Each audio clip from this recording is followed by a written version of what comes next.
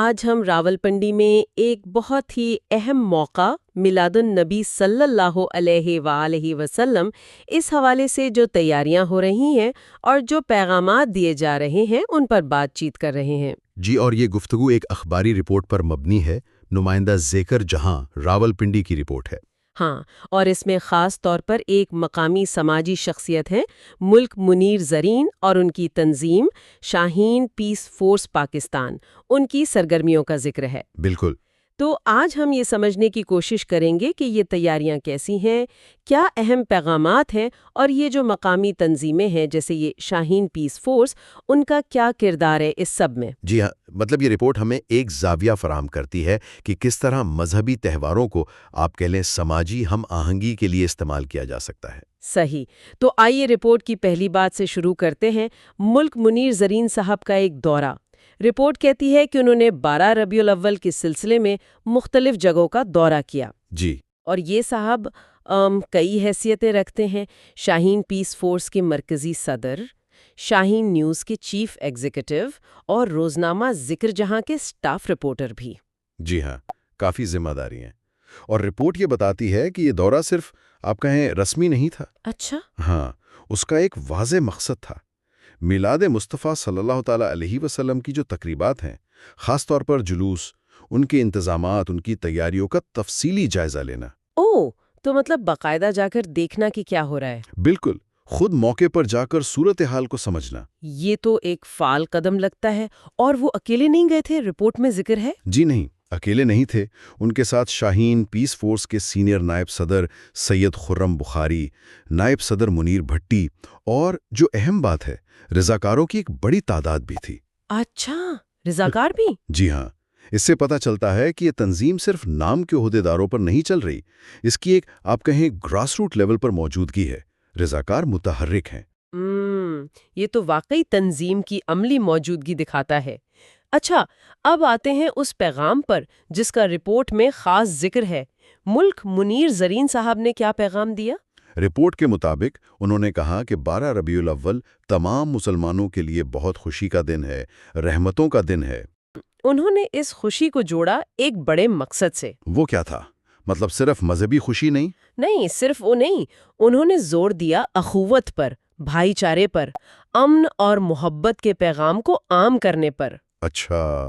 ان کا کہنا تھا کہ یہ موقع ہمیں یاد دلاتا ہے کہ اسلام امن کا دین ہے، ہمیں اپنے عمل سے یہ ثابت کرنا ہے۔ تو یہ ایک طرح سے جشن کو سماجی ذمہ داری سے جوڑنا ہوا۔ بالکل بالکل ایسا ہی ہے۔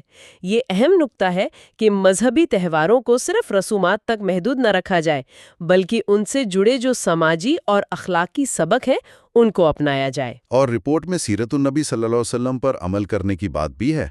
اس بارے میں کیا کہا؟ جی، انہوں نے اس پر بھی زور دیا کہ نبی کریم صلی اللہ علیہ وسلم کی سیرت پر مکمل عمل کرنا ہی دنیا اور آخرت میں کامیابی کی کنجی ہے۔ یعنی یہ پیغام بھی تھا کہ صرف جشن نہیں بلکہ سیرت کو سمجھنا اور اپنانا ضروری ہے۔ جی، اور جب آپ سیرت کی بات امن اور بھائی چارے کے ساتھ جوڑتے ہیں تو اس کا مطلب عملی زندگی میں ایمانداری، سچائی، ہمدردی، انصاف، یہ سب چیزیں آتی ہیں۔ صحیح صحیح، یہ ایک جامع بات ہے۔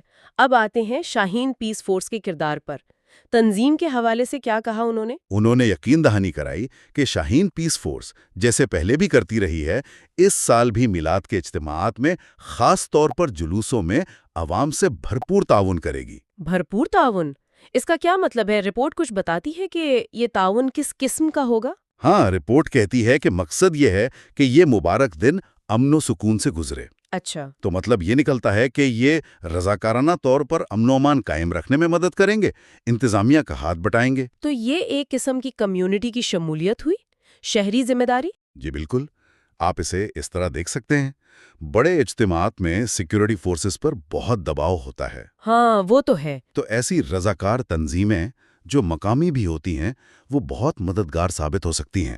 انہیں علاقے کا، لوگوں کا پتہ ہوتا ہے۔ صحیح، اور اسی لیے شاید رپورٹ میں ذکر ہے کہ ملک منیر زرین نے اپنے رضاکاروں اور کمانڈروں کی تعریف بھی کی۔ جی ہاں بالکل، انہوں نے ان کی اچھی کارکردگی پر انہیں خراج تحسین پیش کیا۔ دیکھیں، کسی بھی تنظیم کو، خاص کر رضاکارانہ تنظیم میں، یہ چیز بہت اہم ہوتی ہے۔ حوصلہ افزائی۔ جی، حوصلہ افزائی۔ جب لیڈرشپ کارکنوں کے محنت کو سراہتی ہے تو ان کا مورال بلند ہوتا ہے، وہ اور دل لگا کر کام کرتے ہیں۔ یہ بات تو درست ہے۔ اچھا، رپورٹ میں آگے تنظیم کے مستقبل کے منصوبوں کا بھی کچھ ذکر ہے؟ جی، اس بات کا اعادہ کیا گیا ہے کہ شاہین پیس فورس مستقبل میں بھی ملک کی سالمیت، امن و امان، اس کے لیے کام کرتی رہے گی۔ اور خاص طور پر یہ کہا گیا کہ وہ سیکیورٹی فورسز کے ساتھ شانہ بشانہ کھڑے ہو کر اپنی رضاکارانہ خدمات دیں گے۔